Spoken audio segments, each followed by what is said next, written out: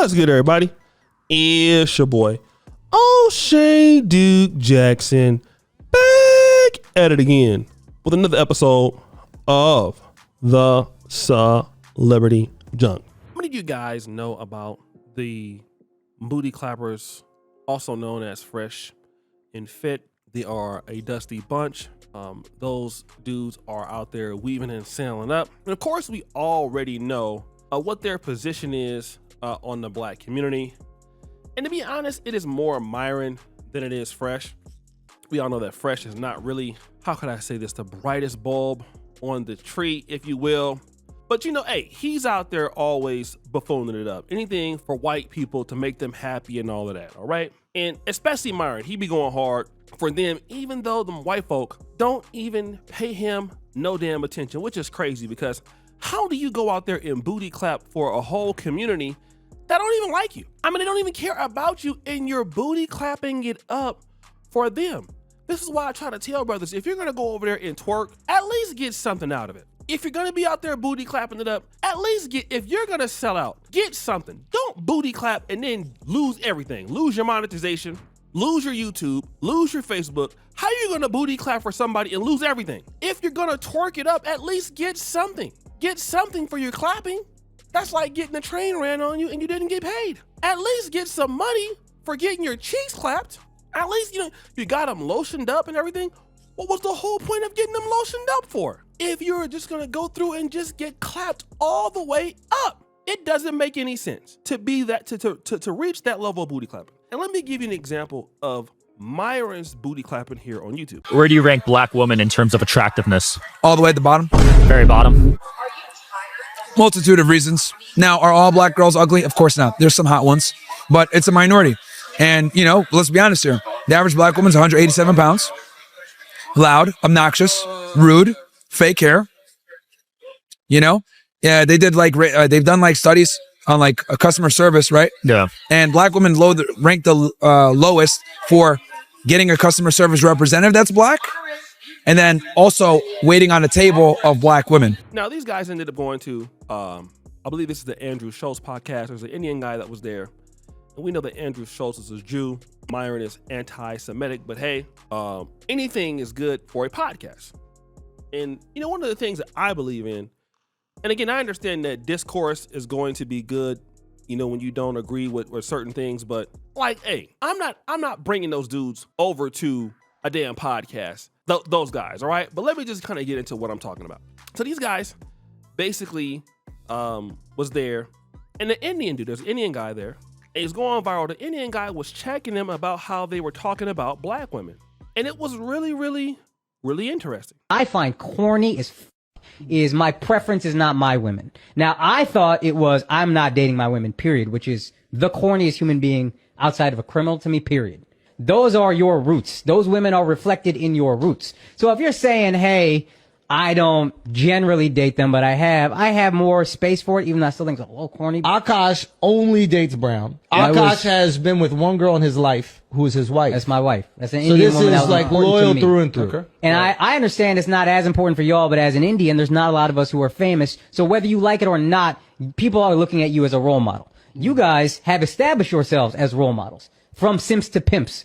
Which is another motto I find kind of corny, but I looked into what you guys are about. And a lot of the shit is just childish, which is fine if you want to be funny. We just talk about how doctors ain't shit for 45 minutes. Mm-hmm. We are not in any way life coaching. We are not in any way trying to help men outside of, hey, come have a laugh for a couple hours. Right. If you're going to paint yourself as life coaches and then say shit like, my preference is, which is honestly bull, it is, I don't want to date black girls. That's the way every black dude white girls says it. I've dated black girls in my life.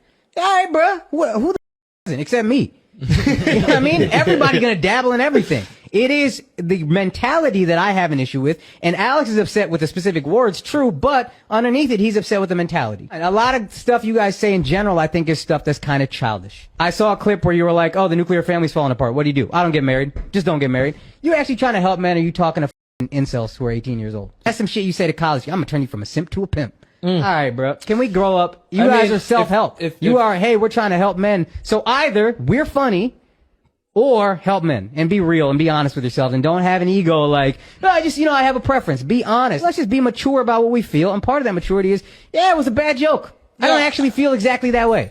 So I'm not even going to deal with the fact that he was talking about how they were immature, okay? But I want to deal with something that's important for me. And that is the fact that you guys are black. No matter what you think, you are black. You're black men, okay? For you to get your ass up here on public platforms and to say you don't like black women, you're not attracted to black women, when these women are you look a damn mess. You are silly as F. I'm an Indian guy. I've been with my Indian wife for years. There is no way in the world I'm gonna get out there and talk about my women like that. And then for somebody to take you seriously and think it's gonna happen, because you would be a goddamn fool, which is exactly what they are. And that goes for other black men out there. I mean, I want you to know how the world sees you. Myron is always talking about how other people see blacks. But let me tell you something here. When you're a guy and you're going around talking about your community to other people, you put down your women or your men for other people, nobody trusts you. Nobody trusts you. I don't know why you believe that somebody would trust somebody like your ass, because they don't. You are a joke, okay? And then that's why they'll come back and say, well, look at your community. That's why you don't have anything. Because only an idiot would talk like that. Only somebody stupid would talk like that. Oh, this is what you're saying? Yeah, you're dumb, okay? That's the only way you can talk about it. This is an idiot person. And you can say, well, I'm not a role model. Yes, you are. Whenever you get out in front of the world and you are a certain race, people are going to want to follow you. Let me give you an example. I was talking to Zach McQuason. All right, he is a fighter. I met him here in Uganda. Great guy. And he told me something that was very interesting. And he said, one thing that I want to tell you is when I was coming up, we all looked at Mike Tyson as somebody to emulate. For us in Africa that wanted to be fighters, he was the gold standard, okay? We wanted to mimic his movements. We wanted to mimic who he was. We wanted to mimic what he did, because to us, that's what it meant, all right? Now, Mike Tyson, when he's fighting, he's not trying to be somebody's role model.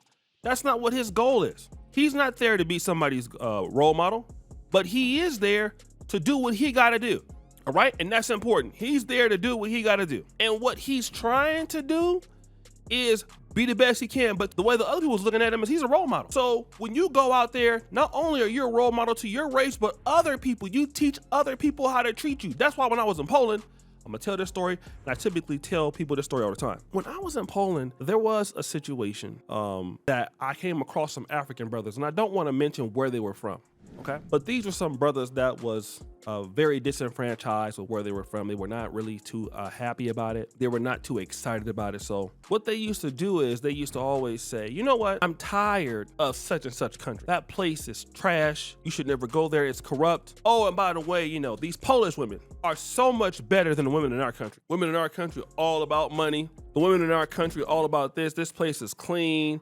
It gives opportunities.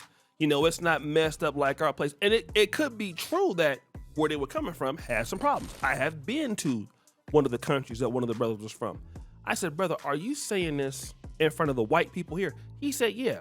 I said, brother, you gotta stop talking about the women in your community. As a black man, I'm gonna tell you, you're not supposed to go and talk about the women in your community like they're dogs. Now, even if it could be true in your honest opinion, and I'm pretty sure not all of them is like that, you shouldn't be doing that, brother. So anyways, yeah, okay, whatever. He was talking to him or whatever, He comes back and he talks about he had a situation where one of the Polish women was dealing with had called him a name one day, right? He didn't like that. He's like, yeah, I was dealing with her and, she called me the N-word and this, that, and the other. I said, oh, she did, huh? He goes, yeah, told me to take, I need to go back to Africa and all of this. Oh, I said, okay. Well, how did you feel about that? Well, it's racist. I said, well, it's racist. I said, well, no, you taught her how to talk to you because you continued to go over there and talk down on your people. So basically all she did was give you that wake-up call, okay? That's what happened. So basically that's what she did.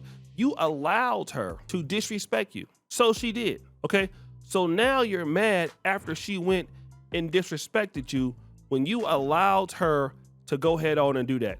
Now you were seeing that, oh, the women in my country not this, the women in my country not that, the women in my country not this and that. And so now they done blasted your ass and they giving you that same energy you was giving the folk in your community. Now you upset about it. Now all of a sudden you hurt. Now all of a sudden you mad. Well, why are you mad? Why are you mad? Don't be mad. You did it to yourself. You thought that she wasn't gonna sit around and know how you talk to your people and not say nothing? Of course she was gonna know that. Now your ass is over here dusty, crusty, and rusty. Deal with it. Deal with it, okay? Deal with it. You did it to your damn self. And I'll tell everybody that got a problem with what I'm saying. You go ahead out there and you talk about your people like that, your ass deserved to get cooked. And the Indian dude was telling their ass right. He told them the right thing. And all I would say if I was there is tell him again. Tell him again. So guys, what do you think? It's your boy, O'Shea Duke Jackson, back at it again with another episode of The Celebrity John. Thank you for all that you do. Subscribe to the bell. We're out.